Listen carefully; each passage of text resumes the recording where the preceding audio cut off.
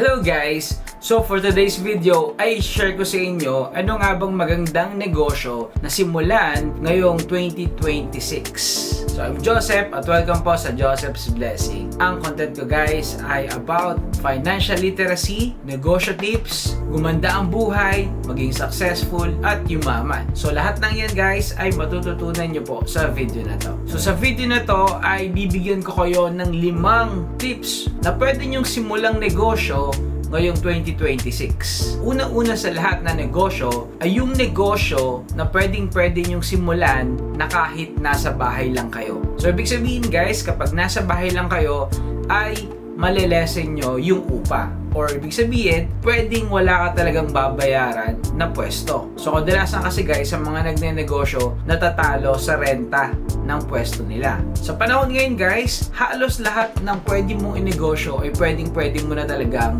simulan kahit nasa bahay ka lang. Siyempre, maliban na lang kung ang negosyong naisip mo ay punerarya. Mahirap yan guys. Pero malay mo, pwede rin naman. Basta meron kang pwesto dyan sa bahay mo. Ang point natin dito guys ay mag-isip ka ng mabuti na pwede mong gawing negosyo na nasa bahay ka lang. At hindi lang basta negosyo guys. Dapat yung kakaiba. Dapat yung hindi basta-basta na ginaya mo lang sa kapitbahay mo or nakita mo lang sa kilala mo sa Facebook na sumikat at umasenso sa ganong negosyo.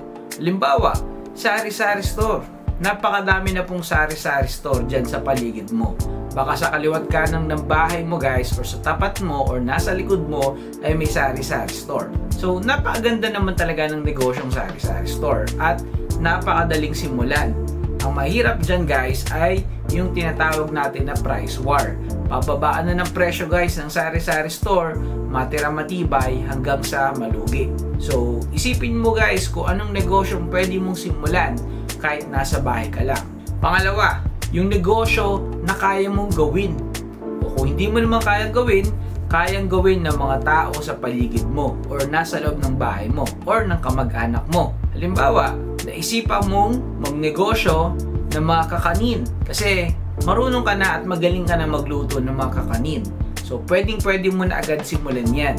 Kung hindi naman, tumingin ka or alamin mo sa mga tao sa paligid mo or sa loob ng bahay mo kung anong negosyo na kaya nilang simulan na pwede mong suportahan. Halimbawa, sila yung skills, ikaw naman yung puhunan. So, at the same time, pares kayong kikita ng pera.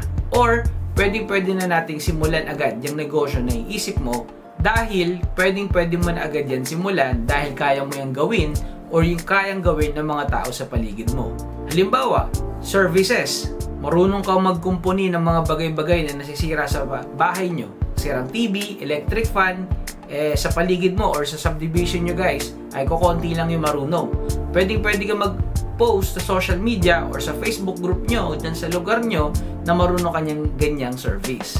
So, yan po. Dyan po papasok yung ating pangatlong negosyo na pwede mong simulan. So, ito po yung ating pangatlo, any services.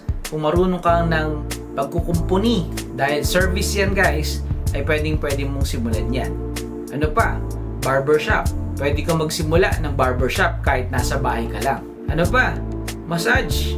Napakarami na po ang naghahanap na nagmamassage na home service. So kapag ganyan ang negosyo mo, hindi mo kailangan ng magbayad ng renta or upa. Kailangan mo lang ay magkaroon ka ng skills or service na pwede mong i-offer. Para naman po sa ating pang-apat na negosyo na pwede mong simulan ngayong 2026, ito po yung negosyo na pwede kang magkaroon ng grupo.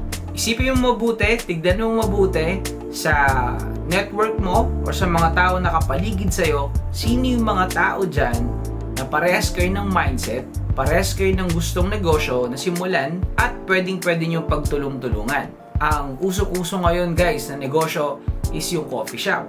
Actually, hindi naman talaga ito namatay at napakahirap mamatay ng ganitong klaseng negosyo. Kaya nga napakadami nagsusulputan ng ganitong klaseng negosyo.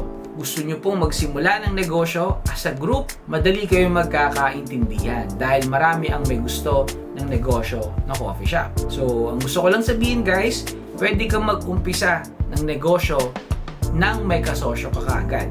Basta, tignan mo lang mabuti, i-check mo ng mabuti, alamin mo mabuti kung parehas kayo ng mindset parehas kayo ng attitude, parehas kayo ng goal pagdating sa pagnenegosyo. Para mas matuto pa tayo sa pagnenegosyo ngayong 2026, i-check nyo po yung mga libro Chinkitan. Ito po, ayan. So, check nyo po yan sa description ng video na to, yung link para po makabili ng libro niyan. Napakaganda nito guys. Napakalaking tulong para po sa pag-unlad ng ating negosyo ngayong 2026. Makakapag-ipon ka na, makakatulong pa yan sa pagdiskarte mo sa pagpapaunlad po ng inyong negosyo. So, check out nyo na guys pagkatapos nyo pong mapanood yung video na to. And next naman natin guys, yung ating panglima, business na konektado sa mga sikat ngayon. So, until now guys, sikat na sikat pa rin yung sports na pickleball. So kung familiar kayo sa pickleball, malamang alam mo to dahil sikat nga ito guys. So kung ayan ang sikat sa panahon ngayon, ang point ko guys ay mag-isip ka ng negosyo na pwede mong i-connect or i-relate sa laro na pickleball. So pwede tayong magnegosyo ng paddleboard, magnegosyo mismo nung place or venue ng pickleball, pwede yung mga attire or sports attire ng pickleball at marami pa pong iba na pwedeng i-relate dyan. So, coffee shop, pwede ka pa rin mag-relate ng coffee shop dyan kasi while waiting sa paglalaro guys, ay pwede ka mag-connect ng coffee shop sa pickleball. So, yun po yung ating 5 na tips or guides na pwede nyo pong i-check para po makapagsimula tayo ng negosyo ngayong 2026. Note ko guys, i-check nyo po sa description ng video na to yung link ng libro ni Chinkitan para po makapagsimula kayo ng mas may alam sa pagnenegosyo ngayong 2026. So yun lamang guys, maraming po salamat sa panonood. Please don't forget to like, share, comment, and subscribe, and click notification bell po with all para lagi kayo updated sa ating mga videos. Maraming po salamat muli at God bless. Happy!